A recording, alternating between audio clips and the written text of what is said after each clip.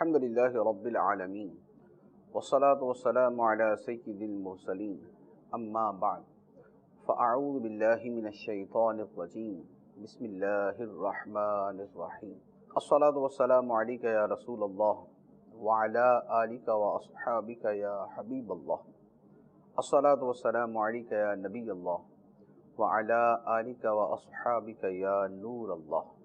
فیضان قرآن کے سلسلے میں حاضر ہیں اور آج سورہ حامیم السجدہ کی آیت نمبر 40 سے قرآن پاک کا درس سنیں گے۔ اس سے پچھلی آیتوں میں اللہ تبارک و تعالی نے اپنی قدرت پر بہت سے دلائل بیان فرمائے، رات اور دن، سورج اور چاند، اسی طرح زمین کا مردہ ہونے کے بعد زندہ ہونا یعنی لہلہانا، اسے بھی اللہ تعالیٰ نے اپنی قدرت کے طور پہ بیان فرمایا اور اس سے آخرت کے وقوع کے امکان کے اوپر دلیل بیان فرمائی۔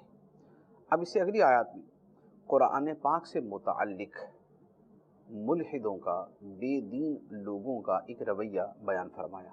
ارشاد ہوتا ہے بسم اللہ الرحمن الرحیم ان الذین یلحدون فی آیاتنا لا یخفون علینا افمن یلقی فی النار خیر ام من یأتی آمنا یوم القیامہ اعملوا ما شئتم انہ بما تعملون بصیر۔ بے شک وہ لوگ جو ہماری آیتوں میں سیدھی راہ سے ہٹتے ہیں ہم پر پوشیدہ نہیں ہیں، تو کیا جو شخص آگ میں ڈالا جائے گا وہ بہتر ہے یا وہ شخص جو قیامت میں امن و امان سے آئے گا؟ تم جو چاہو کرتے رہو، بے شک وہ اللہ تمہارے کام دیکھ رہا ہے۔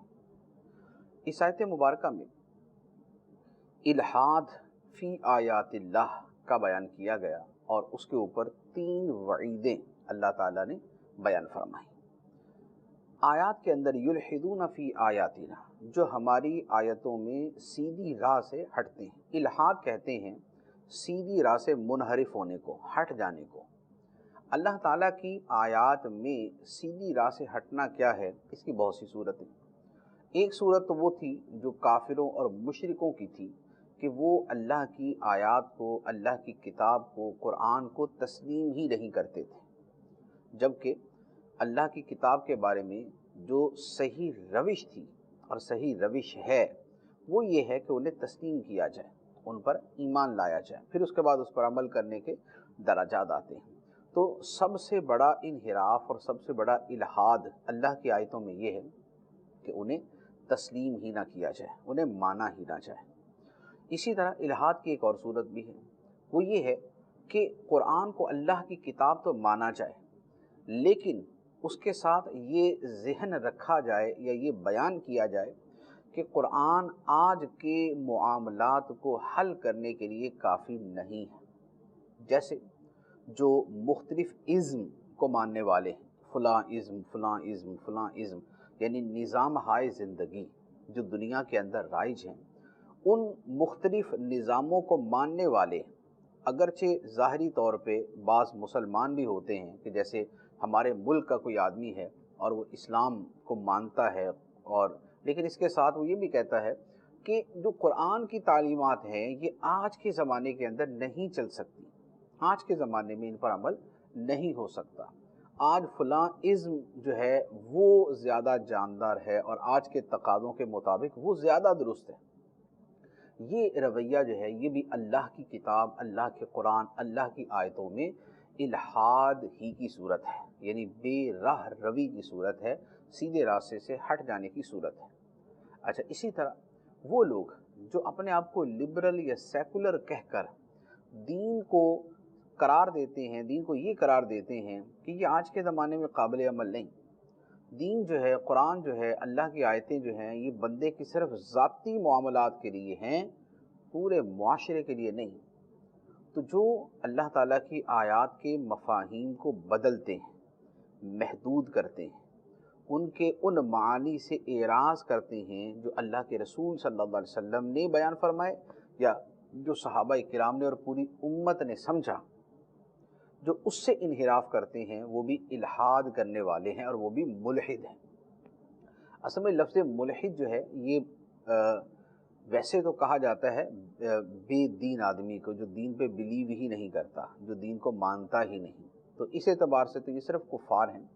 لیکن الحاد کے ایک نچلے درجات ہیں، جو میں نے ابھی صورت بیان کی ہے، ان میں ساری صورتیں کفر نہیں ہیں، تو لیکن اس پر بھی الحاد کا اطلاق ہوتا ہے۔ لیکن ہمارا عرف اردو کا ویسے یہ ہے کہ ملحد کا لفظ بولا جائے تو اس سے مراد دہریہ اور دین کا منکر ہوتا ہے، لیکن چونکہ الحاد کا اصل معنی ہے سیدھی راہ سے ہٹ جانا، لہذا اس کی بہت ساری صورتیں ہو سکتی ہیں۔ اچھا، اسی طرح جو میں نے عرض کیا کہ قرآنی تعلیمات کو، اسلام کے پیغام کو آج کے زمانے کے لیے کافی نہ سمجھنا، یہ الحاد ہی کی ایک صورت ہے۔ تو اب الحاد کی وعید کیا ہے؟ اللہ تعالیٰ نے 3 وعیدیں یہاں پر بیان فرمائی۔ پہلی وعید تو یہ بیان فرمائی کہ ایسے لوگ جو الحاد کرنے والے ہیں وہ ہم سے پوشیدہ نہیں ہیں، ہم سے چھپے ہوئے نہیں ہیں۔ یہ کہنا جو ہے نا کہ تم ہم سے چھپے ہوئے نہیں ہو، یہ بھی ایک سخت وعید ہے، کیونکہ جب ایک قادر، ایک قدرت والا، اختیار والا یہ کہے کہ تم مجھ سے پوشیدہ نہیں ہو، تو اس کا مطلب یہی ہوتا ہے کہ اس کے اندر دھمکی موجود ہوتی ہے کہ سیدھی راہ چلو، اگر سیدھی راہ نہیں چلو گے تو میری نگاہوں سے تم پوشیدہ نہیں۔ جیسے قانون کی زبان کے اندر بھی اس طرح کے الفاظ بولے جاتے ہیں کہ قانون سے یہ لوگ پوشیدہ نہیں، قانون کی نظروں سے چھپ نہیں سکتے۔ تو اب اس طرح کے جب جملے بولے جاتے ہیں اس کا کیا مطلب ہوتا ہے کہ قانون ان سے سختی سے نمٹے گا۔ اسی طرح اللہ تعالیٰ نے فرمایا کہ وہ لوگ جو الحاد کرتے ہیں وہ ہم سے پوشیدہ نہیں، وہ ہم سے پوشیدہ نہیں ہیں، چھپے ہوئے نہیں ہیں۔ اس کا مطلب یہ ہوا کہ اللہ تعالیٰ ان کے اعمال کو دیکھ رہا ہے اور اللہ تعالیٰ ان کے اعمال کا جیسا ان کو بدلہ دینا چاہیے وہ دے گا۔ دوسری بات ارشاد فرمائی کہ ایسا شخص آگ میں ڈالا جائے گا۔ یہ کس اعتبار سے؟ کہ اللہ تعالیٰ نے فرمایا کہ 2 طرح کے بندے، افمن یلقی فی النار، وہ کہ جسے آگ میں ڈالا جائے گا، فرمایا وہ بہتر ہے یا وہ بہتر ہے جو امن، ایمان اور امان کے ساتھ اللہ تعالیٰ کی بارگاہ میں قیامت کے دن حاضر ہوگا، یعنی مومن بہتر ہے یا ملحد بہتر ہے؟ تو obviously جو ملحد ہے اسے آگ میں ڈالا جائے گا تو وہ کسی صورت بہتر نہیں ہو سکتا۔ تو یہ دوسری وعید اسی ایک آیت مبارکہ کے اندر آ گئی۔ تیسری وعید فرمایا اعملوا ما شئتم، جو چاہتے ہو کرنا کر لو، جو کرنا چاہتے ہو کر لو، بے شک اللہ تمہارے کام دیکھ رہا ہے۔ تو یہ جو جملہ ہوتا ہے نا، یہ بھی گرفت بیان کرنے کے لیے ہوتا ہے کہ جناب جو کرنا کر لے، ہم تمہیں دیکھ رہے ہیں۔ تو اس کا مطلب یہی ہوتا ہے کہ تمہارے اعمال ہم سے پوشیدہ نہیں اور اس کا تمہارے برے اعمال کا انجام اچھا نہیں ہوگا۔ تو یہ الحاد والوں کے لیے 3 وعیدیں یہاں پر بیان فرمائے۔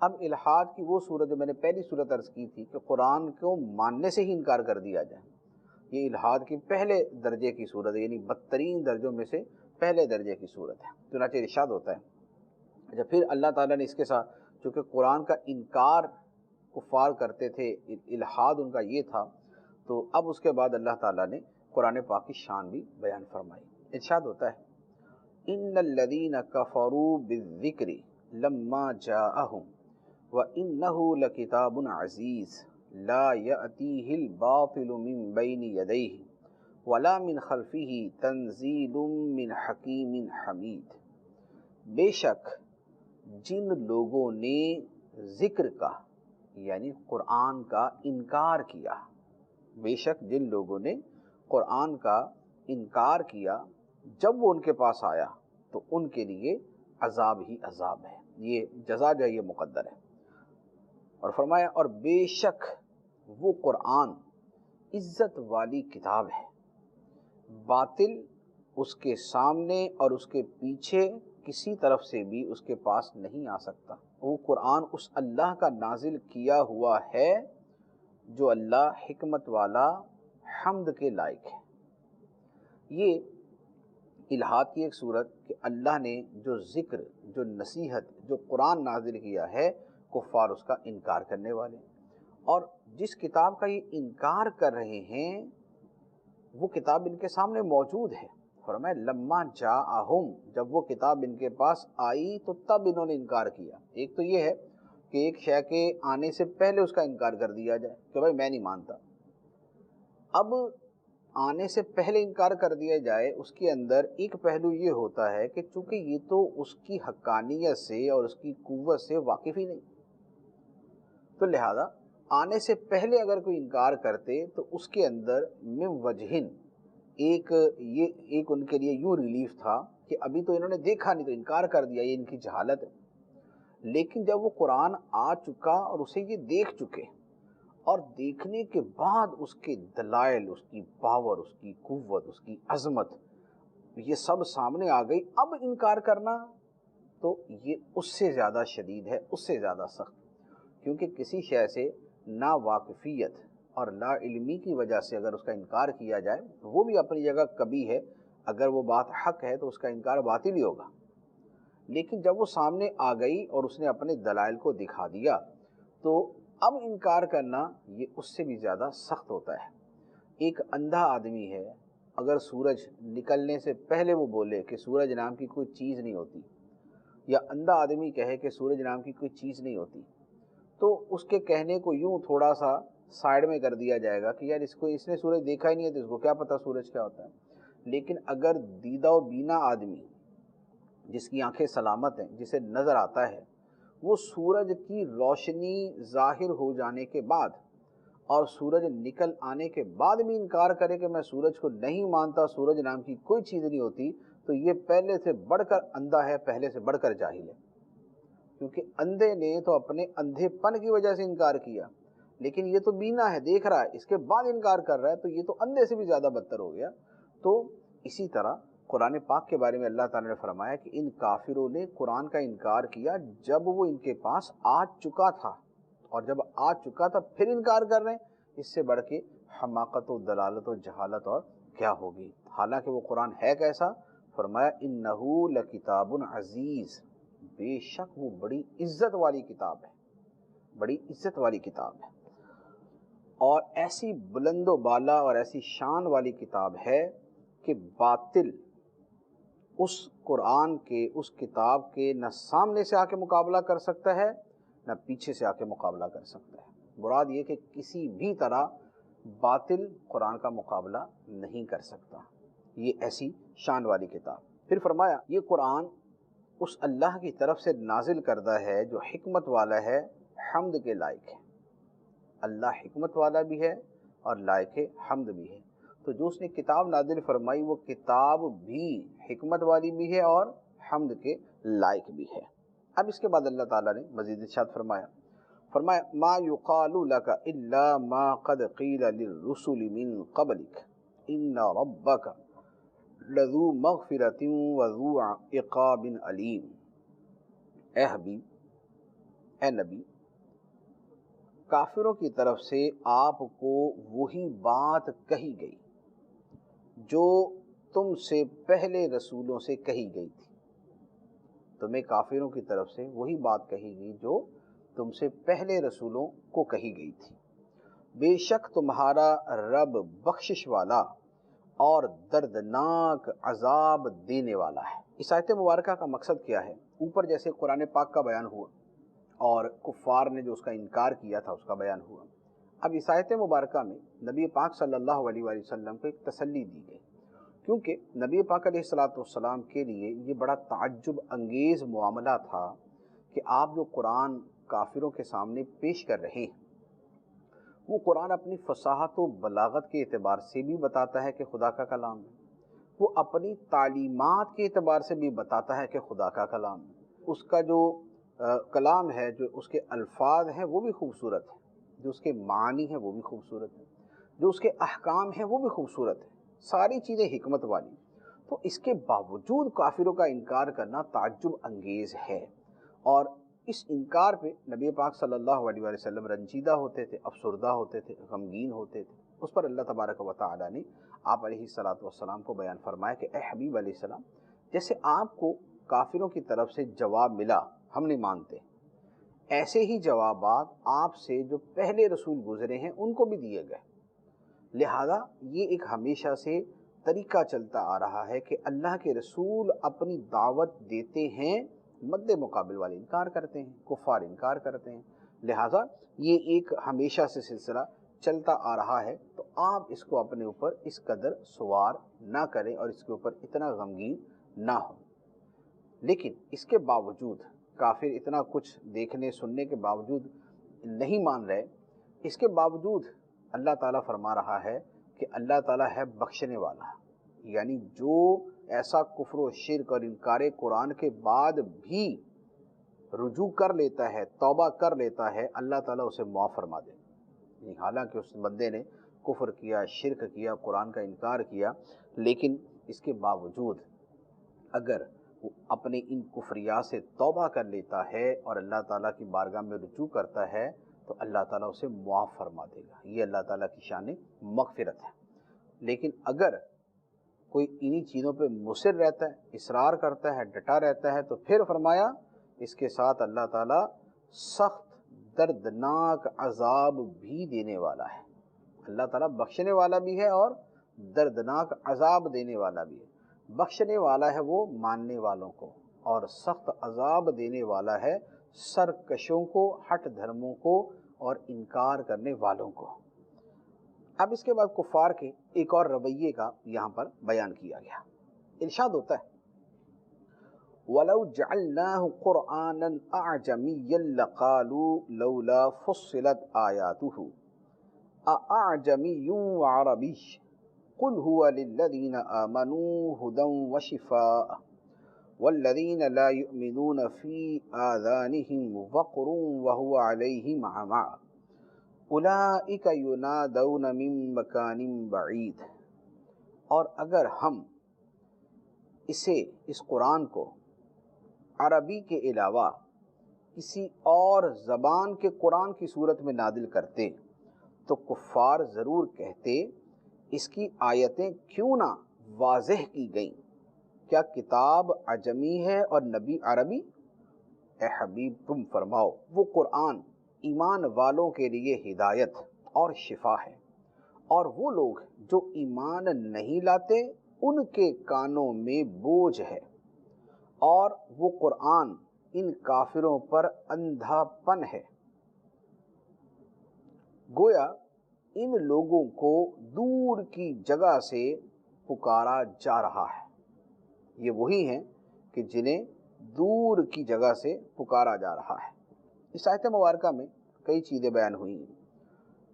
اصل میں یہ کافروں کے طرز عمل کا بیان ہے کہ جن لوگوں نے نہیں ماننا تو ان کا نہ ماننا اس وجہ سے نہیں کہ ان کو حق بات سمجھ نہیں آ رہی، ان کا نہ ماننا اس لیے ہے کہ انہوں نے طے کر لیا ہے کہ انہوں نے نہیں ماننا۔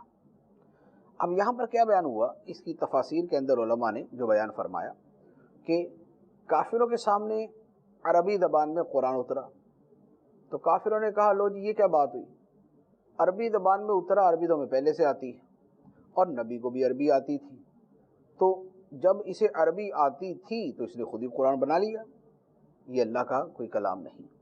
اس کا مطلب یہ ہوا کہ قرآن عربی کی بجائے کسی اور زبان میں نازل کر دیا جاتا، فارسی کے اندر اور انگلش کے اندر کسی اور زبان میں، لاطینی زبان میں قرآن کو نازل کر دیا جاتا۔ اس پر اللہ تعالیٰ نے فرمایا کہ اگر یوں ہم کر دیتے کہ قرآن کو عربی کی بجائے کسی اور زبان میں نازل کر دیتے تو کافروں کا اعتراض تب بھی ختم نہیں ہونا تھا۔ پھر انہوں نے کیا کہنا تھا وہ یہاں پر بیان کیا، پھر انہوں نے کہنا تھا لو جی یہ کیا بات ہوئی، نبی تو عربی ہے، جن میں بھیجا گیا وہ بھی عربی ہیں، اور کتاب عجمی لے آیا، کتاب کسی اور زبان کی لے، ہمیں کہاں سے سمجھ آئے گی؟ تو گویا قرآن اگر عربی نازل ہوتا ہے تب بھی نہیں مانتے، پھر کہتے ہیں کہ عربی ان کو آتی تھی اور انہوں نے خود ہی بنا لی، اور اگر اللہ تعالیٰ قرآن کسی اور زبان میں نازل کر دے تو پھر بولیں گے کہ جناب یہ تو ہماری زبان ہی نہیں ہے، ہمیں تو سمجھ نہیں آ رہی، ہم اس کو کیسے مانیں؟ تو یہ طرز عمل بتاتا ہے کہ ان کا نہ ماننا کسی حق پرستی کی وجہ سے نہیں تھا بلکہ باطل پرستی کی وجہ سے، اور صرف میں نہ مانوں کی رٹ اور ضد کی وجہ سے تھا۔ اب قرآن کے بارے میں یہ لوگ تو یہ کہتے ہیں، لیکن اللہ تعالیٰ نے قرآن پاک کو جو ایمان والوں کے لیے نازل کیا، کس شان سے نازل کیا؟ فرمایا کہ ایمان والوں کے لیے تو قرآن ہدایت ہے اور شفا ہے۔ یہ ہدایت ہے کہ اس سے رہنمائی لی جاتی ہے، چنانچہ عقائد ہیں قرآن رہنمائی کرتا ہے، عبادات ہیں قرآن رہنمائی کرتا ہے، معاملات ہیں قرآن رہنمائی کرتا ہے، معاشرت ہے قرآن رہنمائی کرتا ہے۔ پھر اس رہنمائی کی تفصیل جو ہے وہ اللہ تعالیٰ نے بیان کرنے کے لیے اپنے حبیب صلی اللہ علیہ وآلہ وسلم کو بھیجا۔ تو قرآن کے اندر اصولوں کا بیان ہے، اور نبی پاک علیہ الصلوۃ والسلام کی احادیث اور آپ کے فرامین ان کی تشریح کرتی ہیں۔ تو احادیث ان جواہر کو قرآن پاک سے نکالتی ہیں جو جواہر ہماری نگاہوں سے پوشیدہ ہوتے ہیں، جو ہم عام لوگوں کی نگاہ سے پوشیدہ ہیں، نبی پاک صلی اللہ علیہ وآلہ وسلم انہی کو ہمارے سامنے بیان فرماتے ہیں۔ تو لہذا جیسے قرآن ماننا ضروری ہے، اسی طرح حدیث کا ماننا بھی ضروری ہے۔ تو یہ تو تھا ایمان والوں کے لیے، کہ ایمان والوں کے لیے قرآن ہدایت ہے اور شفا بھی ہے۔ قرآن شفا بھی ہے۔ شفا ہے یہ باطنی امراض کے لیے۔ باطنی امراض کے اندر باطل عقیدے بھی ہیں، باطل اوصاف بھی ہیں، باطل خصلتیں بھی ہیں، باطل کردار بھی ہے۔ تو یہ جتنے قلب کے اندر، دل کے اندر غلط عقیدے ہوتے ہیں، غلط خیالات ہوتے ہیں، غلط اخلاق ہوتے ہیں، قرآن ان سب کے امراض سے شفا دینے والا ہے۔ تو قرآن شفا ہے، لیکن اس کے ساتھ قرآن ظاہر کے لیے بھی شفا ہے۔ جیسے سورہ فاتحہ کے بارے میں بخاری شریف کے اندر یہ حدیث مبارک ہے کہ سورہ فاتحہ شفا ہے۔ سورہ فاتحہ کا ایک نام ہی سورۃ الشفا ہے۔ تو قرآن پاک سے دونوں طرح شفا ملتی ہے۔ دلوں کے جو امراض ہیں، باطنی امراض، اخلاقیات کے، عقائد کے، ان بیماریوں سے بھی شفا ملتی ہے، اور جو ہمارے جسمانی امراض ہیں، قرآن ان کے لیے بھی ذریعہ شفا ہے۔ چنانچہ کتنی آیتیں ہیں کہ جنہیں مختلف امراض کے لیے پڑھا جاتا ہے۔ کوئی آیت شوگر کے علاج کے لیے پڑھی جاتی ہے، کوئی آیت جو ہے وہ بخار کے علاج کے لیے پڑھی جاتی ہے، کوئی آیت نظر بد اتارنے کے لیے پڑھی جاتی ہے، کوئی آیت سانپ کے ڈسے ہوئے کو جو ہے وہ شفا کے لیے پڑھی جاتی ہے، جس کے اندر بدن میں زہر اتر چکا اسے شفا کے لیے پڑھی جاتی ہے۔ تو قرآن پاک جو ہے وہ ظاہر و باطن کی شفا ہے۔ البتہ جو نہ ماننے والے ہیں تو ان کے لیے قرآن پاک ایسا ہے کہ گویا ان کے کانوں کے اندر بوجھ پڑے ہوئے، بوجھ پڑنے سے مراد ہے کہ کان بند ہیں، جیسے میل جم جائے انتہا درجے کی تو سنتا ہی کچھ نہیں۔ تو کافروں کے کانوں کے اندر بوجھ پڑے ہوئے باطل پرستی کے، کہ جس کی وجہ سے قرآن ان کے کانوں کے اندر اترتا ہی نہیں ہے کہ دل میں جا سکے۔ اور اسی طرح قرآن ان کے لیے ایسا ہے کہ گویا وہ اندھے پن کا شکار ہے، تو نہ ان کے کانوں میں جاتا ہے اور نہ ان کی آنکھیں کھلتی ہیں قرآن پاک سن کر پڑھ کر۔ تو فرمایا کہ یہ وہ لوگ ہیں کہ انہیں دور کی جگہ سے پکارا جاتا ہے۔ دور کی جگہ سے پکارنا ایک محاورہ ہے۔ وہ کیا ہے؟ جب ہم کسی کو دور سے پکاریں تو دور والے کو یہ تو سمجھ آ رہا ہوتا ہے کہ کوئی بندہ جو ہے وہ پکار رہا ہے، لیکن وہ کیا پکار رہا ہے، وہ ہمیں کیا پیغام دے رہا ہے، یہ سمجھ نہیں آتا۔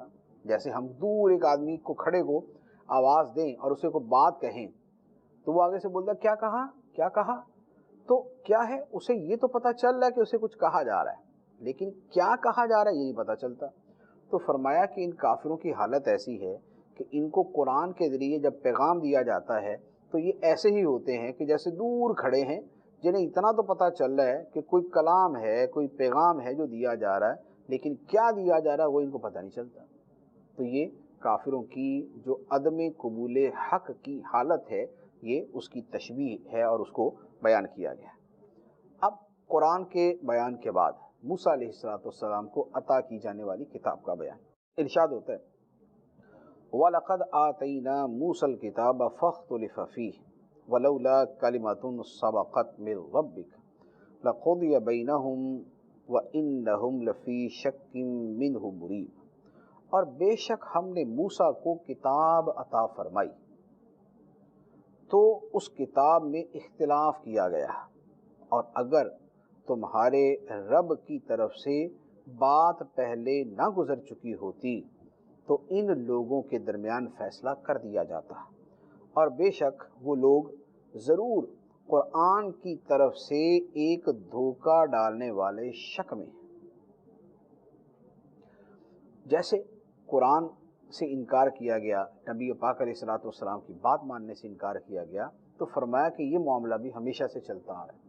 موسیٰ علیہ الصلوۃ والسلام کو بھی کتاب دی گئی اور اس میں اختلاف کیا گیا، لوگوں نے نہیں مانا۔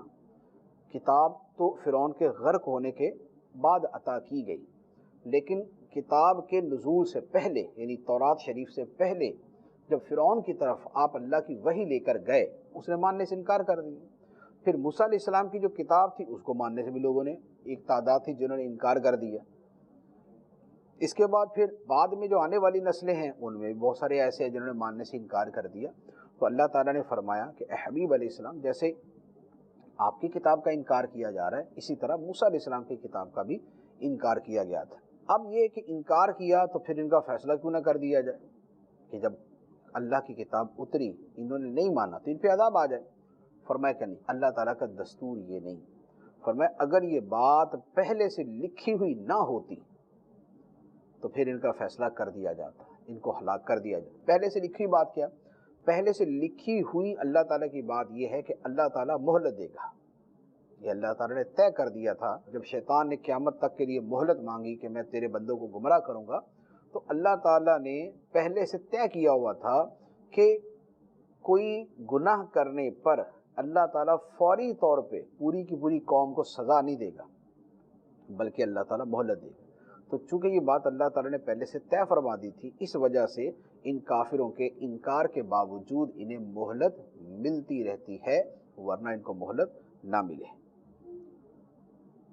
اب اس کے بعد جو نیکی اور بدی کا اصول ہے وہ بیان کیا۔ ارشاد فرمایا من عمل صالحا فلنفسه ومن اساء فعليها وما ربك بظلام للعبید۔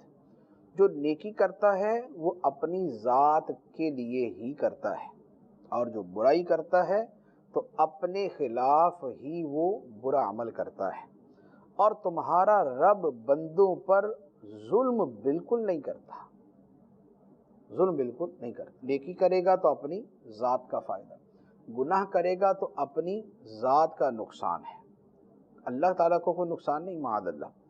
اور فرمایا کہ تیرا رب بندوں پہ ظلم بالکل نہیں کرتا۔ ظلم بالکل نہیں کرتا کیا مطلب؟ مطلب یہ کہ ایسا نہیں ہوگا کہ کسی بندے نے گناہ کیا نہیں اور اللہ تعالیٰ اسے سزا دے دے، یعنی جو گناہ اس نے کیا ہی نہیں اللہ تعالیٰ اسی کی سزا دے دے، یا بندے نے جو نیکی کی اور صحیح طریقے سے کی لیکن پھر بھی اللہ تعالیٰ اس کو ثواب نہ دے۔ اللہ تعالیٰ ایسا معاملہ نہیں کرتا، اللہ تعالیٰ اس سے پاک ہے۔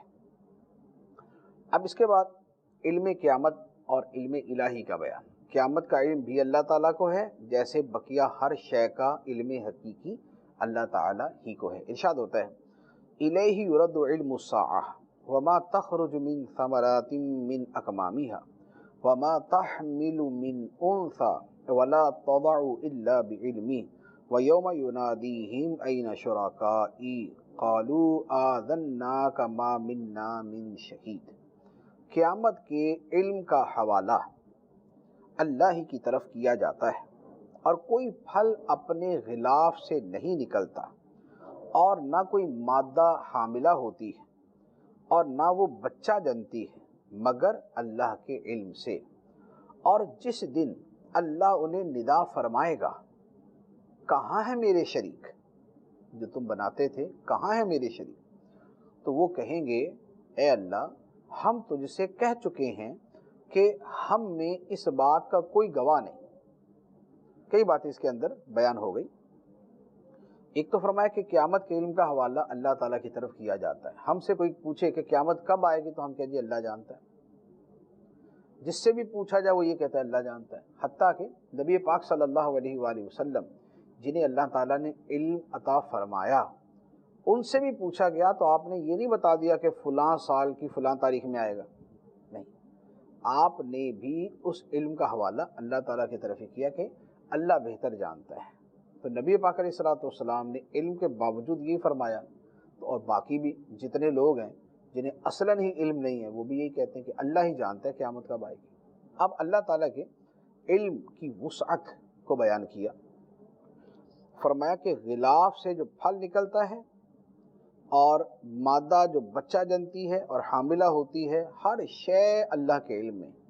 مطلب یہ کہ ذرہ ذرہ قطرہ قطرہ ایک ایک لمحہ ایک ایک حرکت سب اللہ کے علم میں ہے۔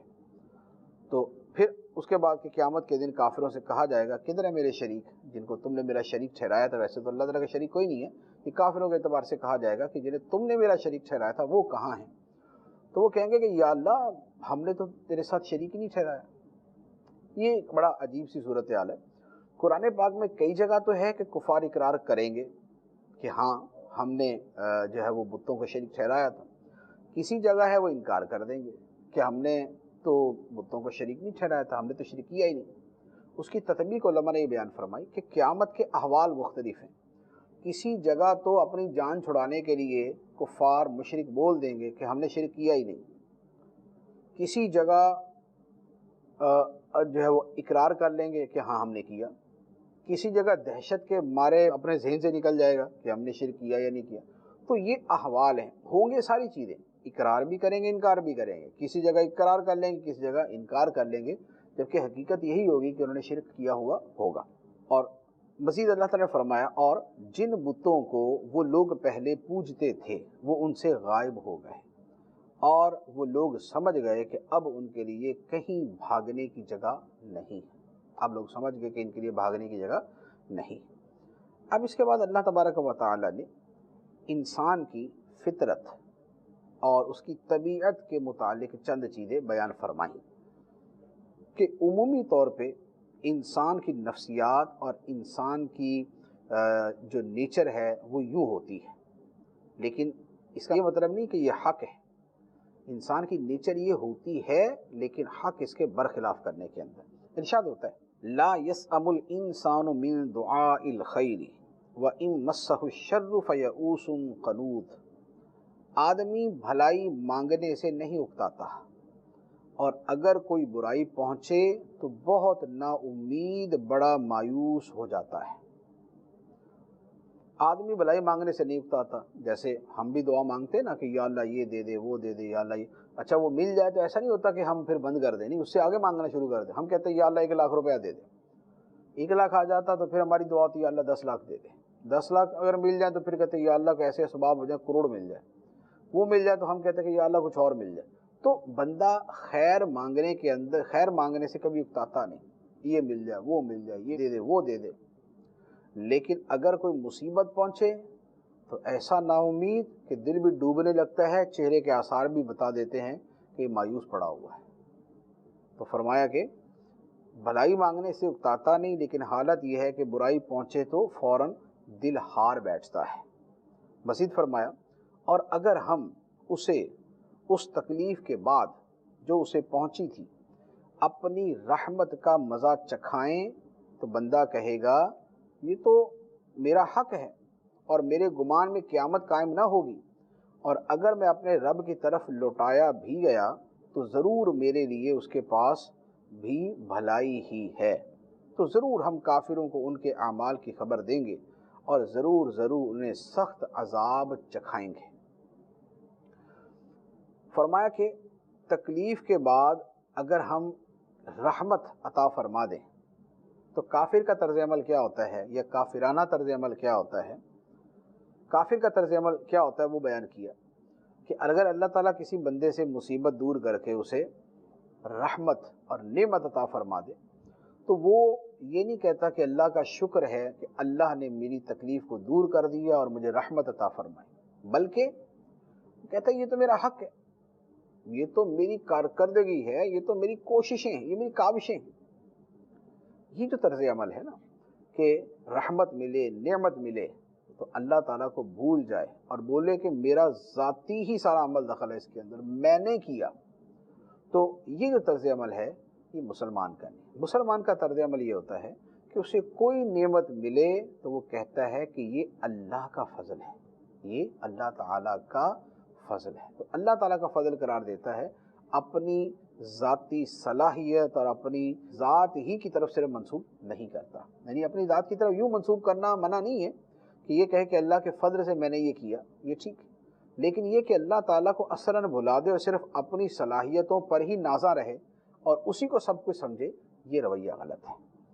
پھر فرمایا کہ کافر یہ بھی کہتا ہے کہ میرا نہیں گمان قیامت قائم ہوگی، میرا نہیں گمان کہ قیامت قائم ہوگی، اور بالفرض اگر ہوئی بھی تو جیسے اللہ نے دنیا میں مجھے دیا آخرت میں بھی دے گا۔ جیسے آج کل بھی کفار اس طرح کی باتیں کرتے ہیں کہ جیسے اللہ نے ہمیں دنیا میں نوازا ہے، اگر قیامت ہے کوئی تو پھر قیامت کے بعد بھی اللہ تعالیٰ ہمیں اسی سے نوازے گا، جیسے دنیا میں نواز ایسے قیامت کے دن نوازے گا۔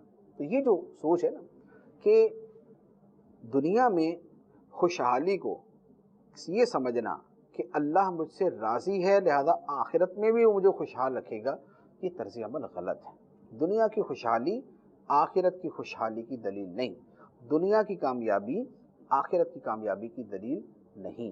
دنیا کی کامیابی کے لیے دنیا کے کام کرنے پڑتے ہیں، آخرت کی کامیابی کے لیے آخرت والے کام کرنے پڑتے ہیں، یعنی ایمان صحیح اور اعمال صالحہ۔ اب اس کے بعد مزید ارشاد فرمایا، اور جب ہم آدمی پر احسان کرتے ہیں تو وہ منہ پھیر لیتا ہے اور اپنی طرف دور ہٹ جاتا ہے، اور جب اسے تکلیف پہنچتی ہے تو لمبی چوڑی دعا مانگنے والا بن جاتا ہے۔ یہ بھی انسانی نفسیات ہے کہ اللہ تعالیٰ بندے پر احسان فرماتا ہے تو بندہ شکر ادا نہیں کرتا بلکہ منہ پھیر لیتا ہے۔ لیکن یہ اصل حقیقتاً تو یہ کافر کا طرز عمل ہے کہ اللہ تعالیٰ احسان فرمائے تو شکر کی بجائے منہ پھیر لیتا ہے، تکلیف پہنچے تو پھر لمبی چوڑی دعائیں کرتا ہے۔ مجموعی طور پہ یہ جو اوصاف ہیں یہ مسلمان کے نہیں، لیکن ہمارے لیے عبرت اور نصیحت اس کے اندر ضرور موجود ہے کہ ہمارا حال بھی تو ایسا نہیں ہے۔ رحمت ملے تو خدا کو بھول جائیں، شکر ادا نہ کریں، مصیبت آئے تو لمبی چوڑی دعائیں مانگنا شروع کر دیں، مایوسی چہرے پہ طاری ہو جائے اور دل جو ہے وہ بالکل نا امید ہو جائے۔ تو مومن جس کا تعلق خدا سے مضبوط ہے اس کا طرز عمل ایسا نہیں ہوتا۔ کیوں؟ اس لیے کہ مومن پہ مصیبت آتی ہے تو کہتا ہے کہ اللہ تعالیٰ نے مجھے آزمایا ہے، اللہ تعالیٰ نے مجھے آزمایا ہے، وہ میرا امتحان لے رہا ہے، یہ مصیبت میرے گناہوں کا کفارہ بنے گی، یہ مصیبت میرے لیے صبر کے ثواب کے حصول کا ذریعہ بنے گی۔ تو مومن کا طرز عمل یہ ہوتا ہے، یا پھر اتنا ضرور کرتا ہے کہ جناب مصیبت آئی ہے تو اللہ کی طرف سے آئی ہے اور میں اللہ کے فیصلے پہ راضی ہوں، جسے رضا بالقضاء کہا جاتا ہے۔ تو مومن جس کا تعلق خدا سے مضبوط ہے وہ مصیبت پر بھی راضی رہتا ہے کہ یہ خدا کا فیصلہ ہے، یا وہ مصیبت پہ راضی رہتا ہے کہ یہ تو اللہ تعالیٰ مجھے آزما رہا ہے، میں نے اس میں کامیاب ہونا ہے۔ تو ایمان جو ہے یہ دولت عطا کرتا ہے، جبکہ ایمان نہ ہونا یہ آدمی میں مایوسی ڈال دیتا ہے، اس کے اندر جو ہے نا امیدی ڈال دیتا ہے، اس کے اندر جو ہے وہ دوری پیدا کر دیتا ہے۔ تو یہ ایک بڑا اہم معاملہ ہے، ہمیں اپنے طرز عمل پہ غور کرنا چاہیے کہ ہماری زندگی مومن صالح اور مومن کامل والی ہے یا اس کے برعکس ہے، اس کے برخلاف ہے۔ اب اس کے بعد مزید ارشاد فرمایا، قل ارأیتم ان کان من عند اللہ ثم کفرتم بہ من اضل ممن هو فی شقاق بعید۔ اے حبیب تم فرماؤ، اے لوگو بھلا دیکھو کہ اگر یہ قرآن اللہ کے پاس سے ہی ہو پھر تم اس کے منکر بنو تو اس سے بڑھ کر گمراہ کون جو دور کی مخالفت میں ہیں۔ فرمایا کہ قرآن کے بارے میں تم متردد ہو، تبھی تو اس کے سننے میں شور مچاتے ہو تاکہ سنیں نہ، یعنی تمہیں قطعیت کے ساتھ تم بھی نہیں مانتے کہ قرآن غلط ہے، تمہارے دل میں بھی اس کے صحیح ہونے کا شبہ موجود ہے۔ اگر تمہارے دل میں یہ احتمال موجود ہے کہ قرآن درست ہے، اب اس کے بعد بھی تم اس کا انکار ہی کرو، تو اگر بعد میں واقعی قرآن درست نکلا جیسا کہ نکلنا ہے تو بتا تمہارا انجام کیا ہوگا۔ یہ ایک سمجھانے کا انداز ہے، جیسے ہم کسی سے یہ کہیں کہ بھائی صاحب یہ روڈ جو ہے نا آگے سے بند ہے، اب یہیں سے مڑ جائیں۔ اب اگر وہ عقل مند آدمی ہوگا تو وہ یہ کہے گا کہ یار یہ بندہ کہہ رہا ہے نا کہ روڈ آگے سے بند ہے تو میں ادھر سے مڑ جاؤں، یہ بہتر ہے، حالانکہ ہو سکتا ہے آدمی غلط کہہ رہا ہوں لیکن ہو سکتا ہے صحیح کہہ رہا ہوں۔ اب اگر آدمی یہیں سے مڑ جاتا تو اس کو کوئی مشقت نہ ہوتی، لیکن اگر اس نے بات نہ مانی اور 10 کلومیٹر آگے چلتا گیا اور آگے جا کے واقعی روڈ بند تھا تو اب بتائیے پیچھے آ کے ادھر جانا پڑے گا تو مصیبت پڑی یا نہ پڑی۔ تو اللہ تعالیٰ نے فرمایا کہ اے حبیب تم ان سے کہو کہ تم قرآن کو نہیں مانتے لیکن تمہارے دل میں یہ احتمال موجود ہے کہ یہ درست ہے۔ اب غور کرو کہ اگر تم نے جانتے بوجھتے پھر بھی اس کا انکار ہی کیا، جب کہ اس کے صحیح ہونے کا احتمال تمہارے دل میں موجود ہے تو غور کرو کہ جب بعد میں قرآن صحیح ثابت ہوگا تو پھر تمہارا بنے گا کیا؟ پھر تمہارا بنے گا کیا؟ تو جو خطرے کی نوعیت ہے اس کو سامنے رکھتے ہوئے بندہ عمل کرتا ہے۔ ایک آدمی کو کہا جائے کہ یار یہ جو دودھ کا گلاس ہے اس میں زہر ہے، آپ نہ پینا، وہ بولے چھوڑو جی، ہو سکتا بندہ جھوٹ بول رہا ہو سکتا بتانے والا جھوٹ بول رہا ہو، تو اب بتائیے کہ بتانے والے کو جھوٹا سمجھ کے اس کو پینا چاہیے یا نہیں؟ ہر بندہ کہے گا نہیں پینا چاہیے، کیونکہ ہو سکتا ہے یہ جھوٹ بول رہا ہو لیکن ہو سکتا ہے سچ بول رہا ہو، تو اگر واقعی سچ بول رہا ہے اور اس نے زہر والا دودھ پی لیا تو مر گیا نا۔ تو خطرے کی نوعیت دیکھتے ہوئے وہ بندہ کہے گا یار ہو سکتا ہے یہ جھوٹ بول رہا لیکن سچ بھی تو ہو سکتا ہے نا یار، اس لیے بھائی میں تو نہیں پیتا۔ تو فرمایا کہ قرآن کا معاملہ ایسا ہی ہے کہ قرآن جو تمہیں جن چیزوں سے ڈراتا ہے، جن چیزوں کے بارے میں تنبیہ کرتا ہے، تمہیں شک ہے کہ قرآن درست ہے یا نہیں، تو چلیں تمہارا شک ہی صحیح، لیکن تمہیں یہ بھی تو شک ہے نا کہ قرآن صحیح بھی ہو سکتا ہے، تو اگر یہ صحیح ہو گیا تو تم تو چلے گے نا ہمیشہ کے لیے جہنم میں، نہ مان کر اور نہ عمل کر کے۔ تو لہذا بہر صورت اس کے ماننے کے اندر ہی بھلائی ہے، اس کے ماننے کے اندر ہی عافیت ہے۔ اللہ تبارک و تعالی ہمیں قرآن کا فہم عطا فرمائے، اس پر عمل کرنے کی توفیق عطا فرمائے، آمین بجاہ النبی الامین صلی اللہ علیہ وسلم۔